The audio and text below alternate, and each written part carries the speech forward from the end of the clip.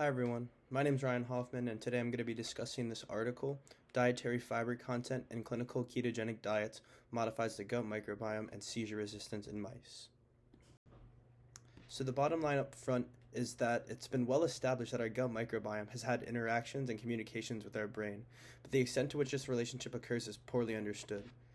This paper aims to better understanding of this interplay, and particularly in the context of refractory epilepsy. So, knowing that how the microbiome affects refractory epilepsy is a key piece of information in treating this disease.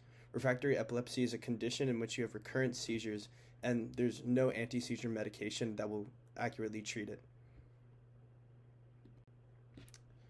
So, from this paper, we were able to determine that the microbiome has a significant effect in reducing seizures, particularly when the host has been on a ketogenic diet supplemented with fiber. So, some background information. The ketogenic diet is a low-carb, high-fat diet, and it's often used for weight management. However, it can also be clinically prescribed.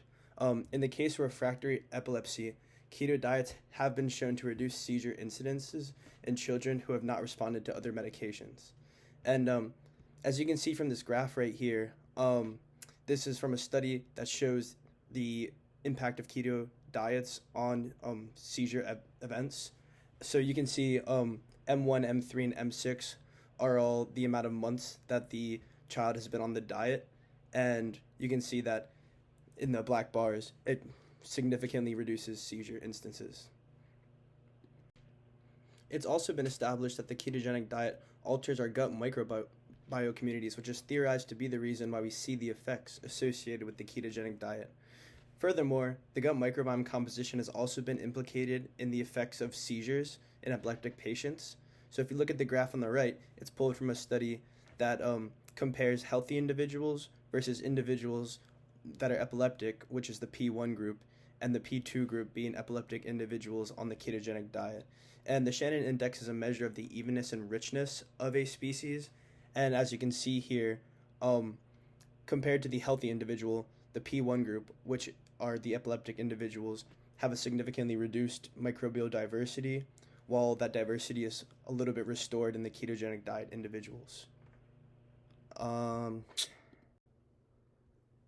So, based on that information, the researchers set a working model for this study, which is that diet formulation impacts the effects of the ketogenic diet, which in turn alters the microbiome, which then reduces the risk of epileptic seizures. Now, the exact diet formulation is unknown. So ketogenic diets can vary greatly in macronutrient ratios and sources. There are many types of ketogenic diets, and some common clinically prescribed ones are the medium chain triglyceride diet, modified Atkins diet, and the low glycemic index diet, to name a few. And all of them vary a little bit in the sources of food that you're getting and also the micro and macronutrient ratios. And there have been very few studies into the effects of what these different diets have on seizures. However, they have shown fiber supplementation to be key in treating the ketogenic diet GI symptoms. So the researchers also wanted to learn more about the implication of fiber in this whole pathway. Also, how the ketogenic diet alters the microbiome is still largely unknown, and the specific pathways that are upregulated because of the ketogenic diet and also what genes are downregulated because of the ketogenic diet are still not known. So they want to set out to answer that in this paper as well. And there have been papers in the past showing that ketogenic diets do induce changes in the gut microbiome, and that diet formulation does impact how those changes occur in the gut microbiome. So the central question that the researchers had based on all that information is, how do different ketogenic diet formulations alter gut microbiota to elicit a reduction in refractory epilepsy? And the methods they used to set out to answer this question are shown here. So what they did was they found 3 different commercial infant ketogenic diet formulations, and they supplemented them into SPF mice, which means they have a low-level microbial diversity, for 1 week. And from there, they performed a 6 Hertz psychomotor test, and they collected their stool and performed metagenomic sequencing using the Illumina NovaSeq platform. So this 6 Hertz psychomotor test is actually a test used to recreate the causality of epilepsy in mice in the lab. So they attach electrodes to the mice's brain and they allow it to elicit a seizure.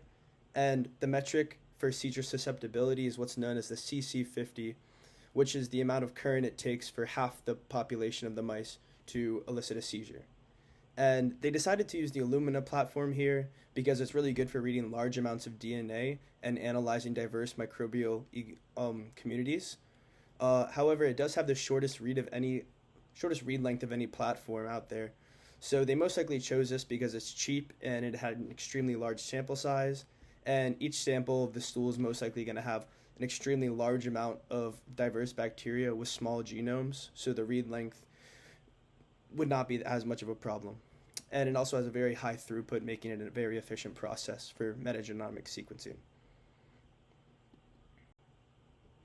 Also, you can see here the small differences in formulations based on these 3 different infant formula for ketogenic diet children. They vary very small, but as you can see, compared to the control diet, which is shown as CD here, they have much more fat and much lower carbs, which is consistent with most ketogenic diets. Now, the first question they wanted to set out to answer was, do these differences in formulations alter seizure response? And shown here is the results of the 6 Hertz psychomotor test. The CC50 on the y-axis, like I said, is the amount of current it takes for 50% of the mice to achieve seizures, and the x-axis is the formulation type. And as you can see here, in the K4 and the MCT 2.5 groups, they both showed significant increases in that seizure threshold, while the KD3 group showed significantly lower seizure response as compared to the control group. And this is also reflected in this latency to exploration graph, which latency to exploration is how many seconds it takes the mice to return to normal behavior before or after they've received a seizure. So as you can see, even at the higher currents, there's still much less time taken for the KD4 and MCT 2.5 groups to return to normal behavior compared to the control or the KD3 groups. So they then wanted to analyze the effects on the microbiome. After shotgun sequencing the stool using the Illumina platform, they analyzed changes in species diversity and evenness. So the top depicts a Shannon index, which shows that the KD4 and MCT 2.5 groups had significantly increased diversity compared to the KD3 group and the CD group. However, when you split that index into its evenness and richness individually, you see that the KD3 group produces similar species richness as the 2 other formulations, but alters in the evenness. This is further shown by the PCO plots below, which depicts 3 different methods for quantifying bacterial similarity. The closer the dots are to each other means they're more similar to each other. And once again, this shows the effects that the KD4 and MCT 2.5 groups are more similar than the KD3 group. So they then looked at the regulation of the metagenomic pathways and found that, like diversity, the KD3 group also showed decreased representation of the top 10 pathways. This could mean that the KD3 formulation is either limiting microbial taxa with these pathways or it's upregulating more niche pathways. And the individual plots for some of the larger pathways are shown below. Almost all of them show decreased activity or not as much enrichment and activity in the KD3 group.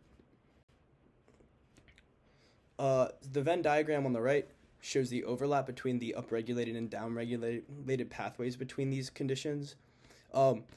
Based on this, we can see that while all formulations share some common pathways, the KD4 and MCT 2.5 groups are still more similar than the KD3 group. And that's also reflected in the heat map, which shows that the KD4 and MCT 2.5 group share very similar upregulated pathways like carbohydrate synthesis, carboxylic acid degradation, and vitamin biosynthesis. They also downregulate pathways like carbohydrate degradation, amino acid synthesis, and the pentose phosphate pathway. Conversely, the KD3 group upregulates pathways like amine degradation, fatty acid and lipid biosynthesis, carboxylic acid degradation, and fermentation.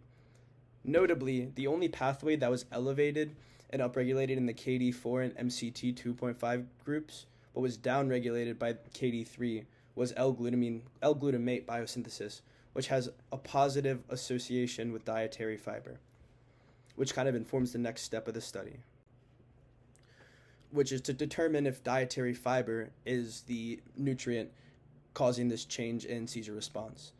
So using that knowledge, they wanted to determine what specifically in the formulation was causing the differences in response.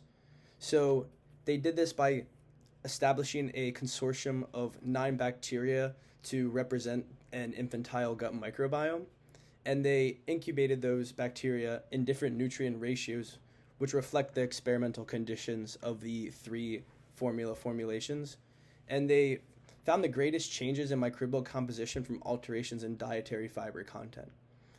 All 3 contained different fiber types, with the KD3 group containing the same fiber source as the control diet.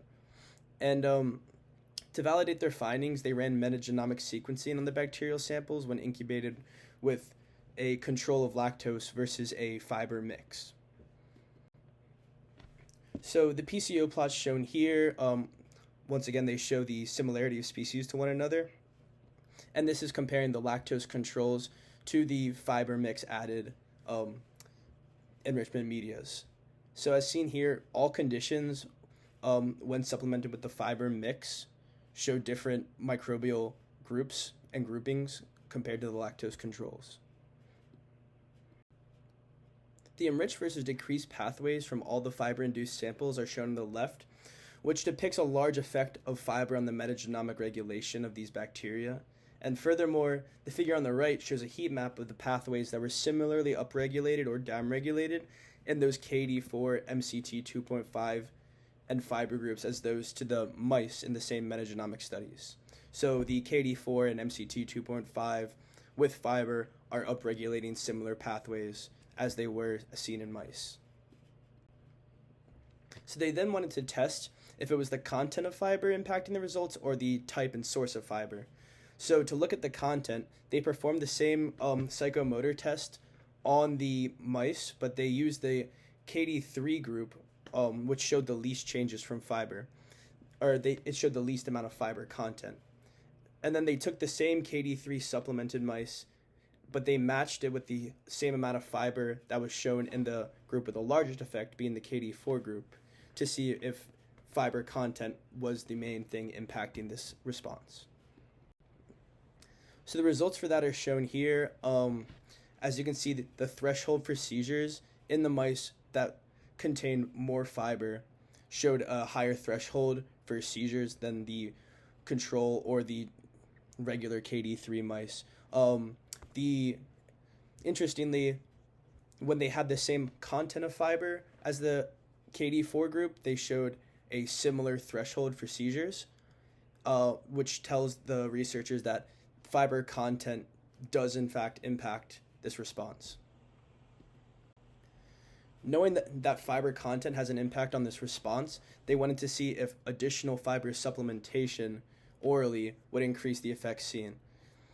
So to test that, they took the KD4 formulation, which, like I said, showed the highest seizure thresholds, and they gave it to 2 groups of mice, orally supplementing one with the same fiber mix found in the KD4 formulation. They then did the same psychomotor test and same stool collection and Illumina metagenomic sequencing and analyzed the results. As you can see from the psychomotor test here, when supplemented with fiber, the mice showed a higher threshold of seizures, and also the latency to exploration decreases, which shows that supplementation does in fact increase the effects seen. So it's not just the fiber inherently in the formulation, but you can actually supplement it. Interestingly, they didn't show it in the graph here, but they did another condition where they orally supplemented short-chain fatty acids, which are commonly known as the major downstream products of fiber. and they didn't see any effects. So that told the researchers that whatever the mechanism causing fiber to elicit this anti-seizure effect is not mediated by the central short-chain fatty acid pathway that we typically think of when we think of fiber metabolism. So finally, they wanted to see if fiber type and source had any effects on the seizure response. So to test this, they used that consortium of 9 microbiota that they used earlier, and they incubated them all directly in the KD4 formula, and each one of the conditions was a different fiber type, and they looked at changes in the metabolic pathway after that. So based on the heat map of the 13 fiber types, you can see that they all had different effects on what pathways they upregulated versus downregulated. But the researchers grouped all 13 of them into 3 different groups, which showed similar pathways of upregulation or downregulation. From those 3 groups, they picked one representative fiber type to continue testing with. So group 1, they picked the fiber mix. Group 2, they picked the gum arabic fiber. And group 3, they picked oat fiber. And then from there, they repeated the same mouse experiment where they gave them the infant formula and then performed the psychomotor test and metagenomic sequencing, except this time they used all KD4 formulations, either supplemented with one of the 3 groups.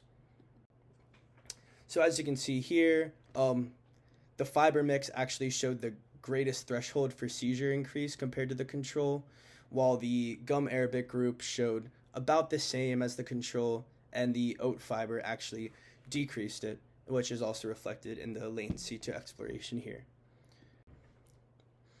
So recall from earlier that the researchers set out to gain a better understanding of the gut-brain axis, learn how diet impacts our microbiome and its relationship to refractory epilepsy, and they also wanted to understand how the microbiome is getting altered to elicit a anti-seizure effect.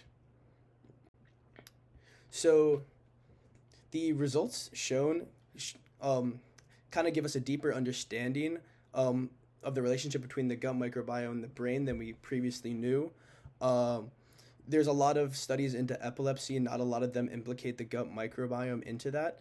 And knowing about the gut microbiome's effects on the brain can definitely help with neurodegenerative diseases and epilepsy and any other sort of neuronal disease. We established that different clinical ketogenic diet infant formulas have varied effects on seizure resistance. So that can be very useful if you have an epileptic child and are looking for any sort of last resort treatments if any anti-seizure medications don't work. The presence of fiber alters gut microbial communities, indicating a potential reason for the effects shown with the ketogenic diet.